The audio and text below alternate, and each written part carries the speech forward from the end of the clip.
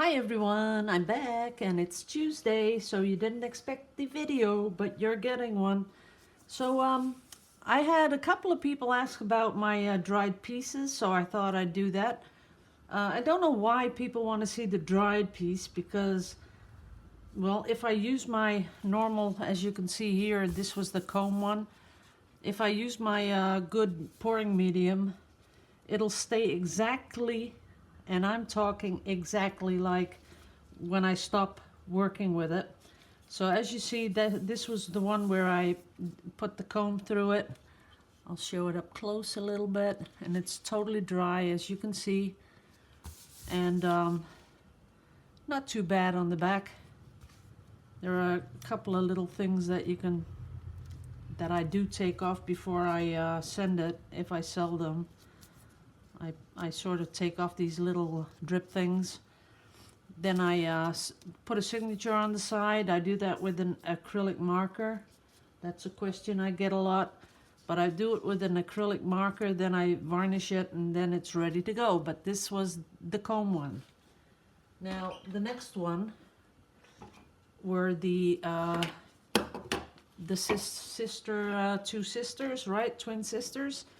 And if I were to have them on the wall, I'd hang them up something like this, like that, but I'd hang them up, I think I'd hang them like this.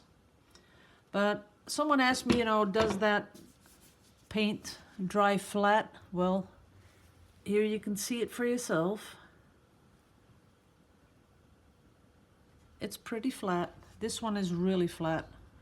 And usually, I don't really worry about a little bit of a, here you can see a tiny bit, where it was thicker, but I don't worry about that. Guys, this is art.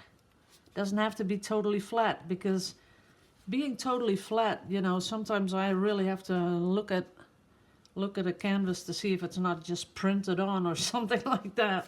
But as you can see, it worked out fine. They're both dry. Beautiful, they dried up beautifully. Especially like this bit here. I like it when it goes into the background color. And over here it did that also down here. I kind of like that. So as you can see, that's how they dry. And of course, we're gonna wait for 3 weeks to fully cure. And when it's fully cured, then I'm gonna clean off the silicone. Then I'm gonna let it dry another 2 weeks. Then I'm gonna varnish them. So this is it. Let me get you in real close that you can really see that. So that's the twin sisters. Now I'm not getting my thing back in. Oh yeah, there it is. Okay, that was that. Then we did the two blue ones. This one, you can remember that I put this on later. As you can see, totally dry. And that's what it turned into. I'm not sure how I would hang it. I think I'd hang it like this. I kind of like that going that way. The nice here, the band down here. And as you can see, totally dry. You don't really see the silicone spots on top of it. You don't see that. Sometimes you do, but this doesn't. It doesn't show them. This was the other one. As you can see, dry as can be. This one was a little bit more grubby on the back, but that's okay. I don't mind that either. We're not doing like household chore things. This is art. It can be dirty.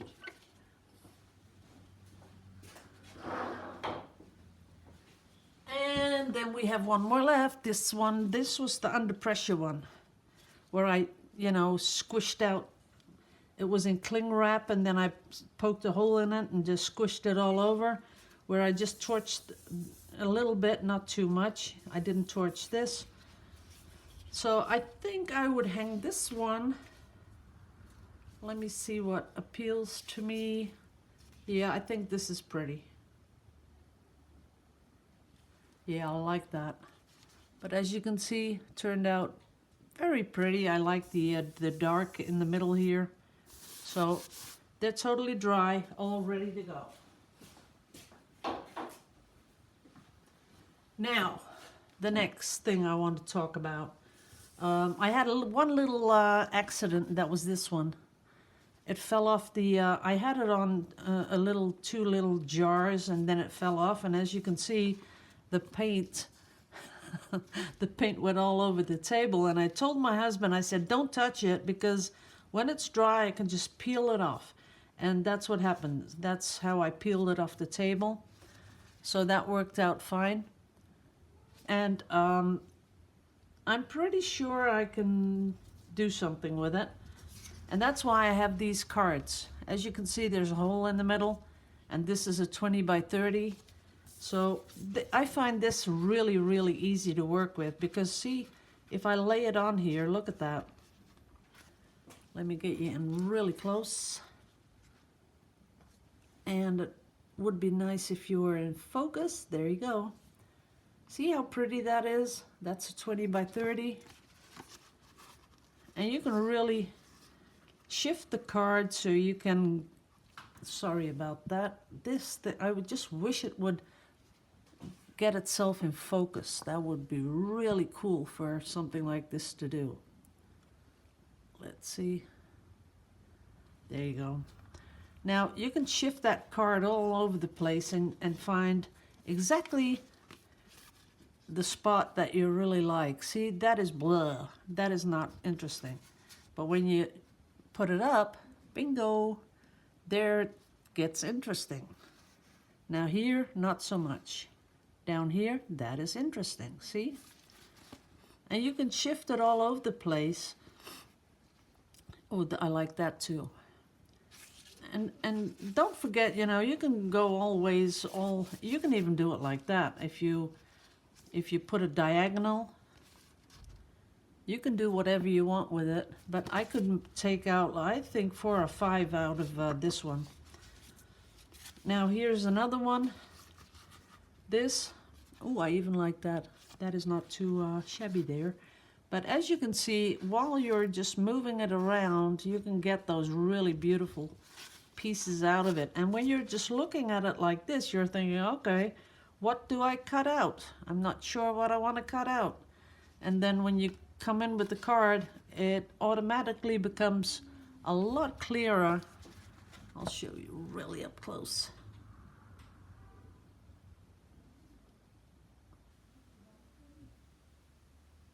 See that? It becomes just a lot clearer on, there you go, that's it. It just becomes clearer on what you can cut out.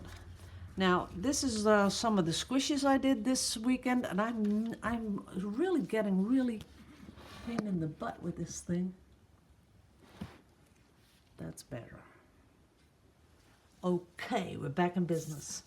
Now, these are the squishes I did this weekend, and this is the big one, this size. As you can see, I really like this one. I think I'll keep this one for myself. This is the one where I did that in the middle. And this one has something to it that I really like also. Let me see if I can. There you go. Look at that. That is really pretty. And then imagine with a layer of resin on top. That'll really be cool. Now, to find the perfect cut, look at that. That is beautiful. I love that. Let me get in really close. And even when you slide it down, you can find all the pretty parts in it. I think I might even like that. That is beautiful too. See that? But it's so much easier with these cards. And if you're really into making jewelry, I would really suggest that you invest a little time in making these pretty little cards, because it really helps determine, oh man, I love this. I really do. Let's see. That is really pretty. Oh, now I want to make more. That is really pretty. I really like the color combination also because this was the first time I was doing these. Let's see. Ooh, with that blue in it, look at that. That is pretty too. That is really pretty. Wow. I'm really thinking, wow, why didn't I see how pretty it was before? See, something like that, or something like this, something like that. We could do this forever because I got like 6 million squashes. But see how they come out, how pretty? That is kind of pretty too. This is a squish squash from this weekend. That is pretty too. Like it. Nah, not so fond of that. Maybe here on the side. That is pretty. And this one, I would take this part. Kind of like that. That's not too bad either. Here I have another one. That's kind of nice. And here's one I went with the comb. I put the comb through it. But as you can see, that is pretty nice. Let me get you focus. There you are. See how pretty that is?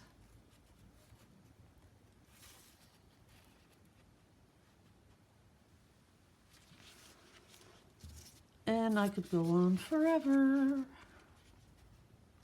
So that's kind of cool.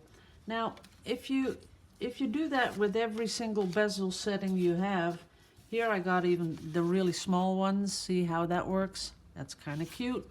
Even smaller. Here you can really determine exactly what you get into that small little piece of, even this, like this is something that you can almost not see and you're thinking, well, that's nothing. Well, watch when I put this on. Let me get you in real close. See how pretty that is? That is pretty. So even little bits of these squishes, you can do so many things with them. You can use everything, almost everything. Now, I have the long one like this, but I would put it on like that. Well, you're getting the picture, right? Ooh, that is really, really pretty. Look at that. That is really pretty.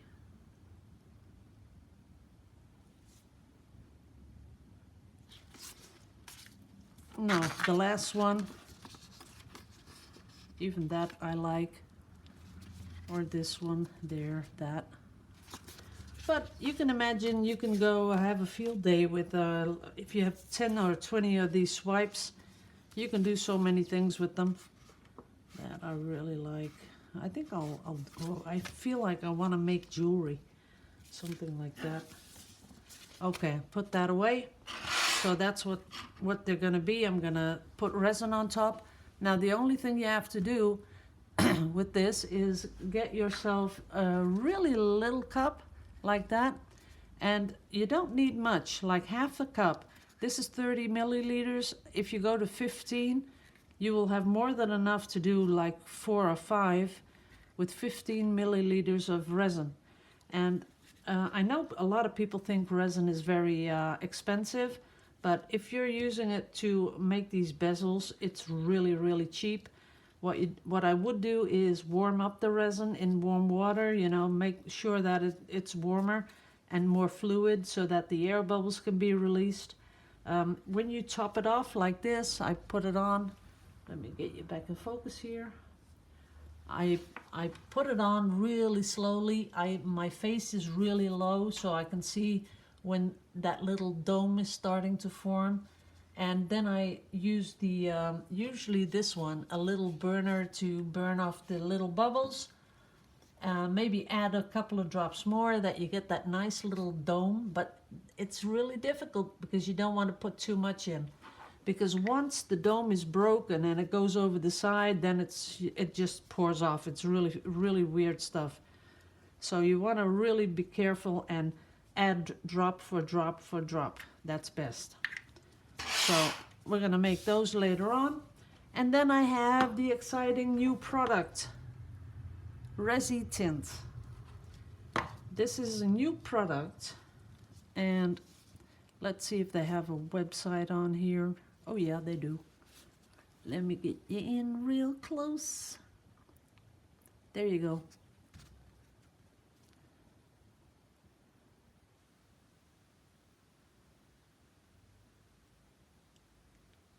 Did you read it all? Okay, well, this is new stuff. It's used to put in the in resin. And let's open one up. Oh, it's sealed. Oops. There it is. And we will slowly close it again. Okay, so you can put it in resin. You can mix it like when you're coloring your resin. But what you can also do is, there it goes again, my iPad. Okay, what you can also do is just sprinkle it on top. And you get all sorts of beautiful effects. And I'm going to be doing a resin pour this weekend. Maybe tomorrow, because it's really itchy that you have this stuff, new stuff, and you want to try it. But it comes in gold, in silver color, in the bronze, and in a little bit more old gold. So these are the colors they have. And you know, if you're really thinking right now about buying this, I'd go and buy them. In the USA, you can check Resin Obsession. That's the shop which also sells the Mastercast resin. And because I'm pretty sure if I show this online, you know, a lot of people are going to buy it, and you might be too late or something like that.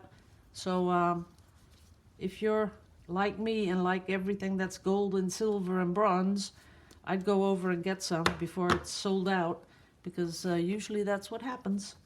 But this is going to be really fun to do. I'm going to find some really pretty colors that are going to go well with this. And I was really thinking, but let me hear your thoughts about it. I was thinking of mixing up the resin in colors, what I'm going to use, and then mixing this in a resin that is warmer. So I was thinking of making where the metallic goes in, that it is much warmer than the other colored resin. And I'm thinking, but it's only a thought, guys, you know, that's just the process that goes through my head. I'm thinking if the colored resin, I lay down that first, and then when I come in with this, and this is much warmer and thinner, the viscosity is thinner when you warm it up, I'm thinking that I might be able to spread it over the colors and make some sort of a lacing. That's what I'm going for. And then I might even use my little airbrush here, you know, the airbrush, to because it's already warmed up, to blow it over the colors. That way we might get some really beautiful effects, and that's what we're going to try. So that's about it. So if you don't see me this week, it'll be this weekend that I'm going to do this, demonstrate it. And while I'm demonstrating, I'm going to be doing another demonstration with the Overtrol, that bronze stuff.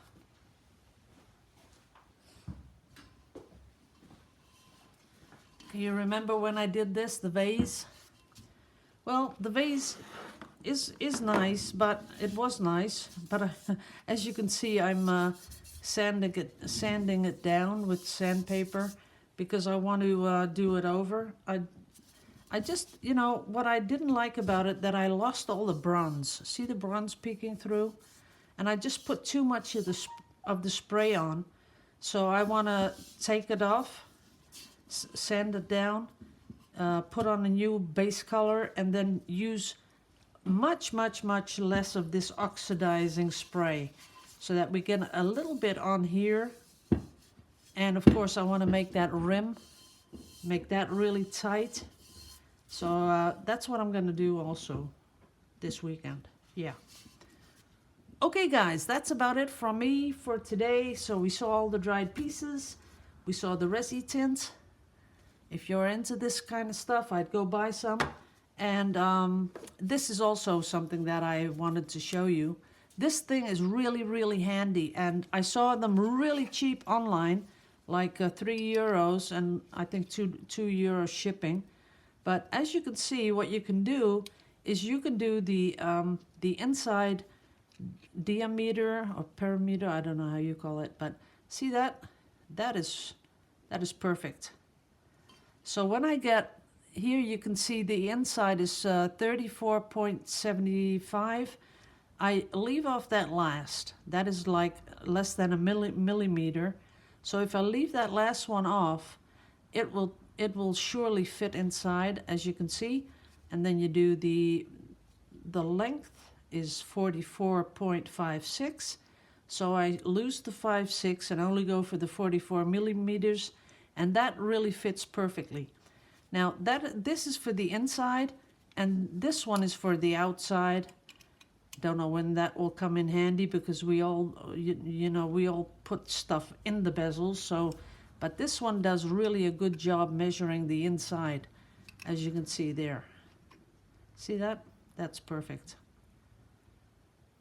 So €3. It's on wish.com. If you go to wish.com, it's sort of like the AliExpress from China stuff, but I am getting that stuff much faster from wish.com than from AliExpress.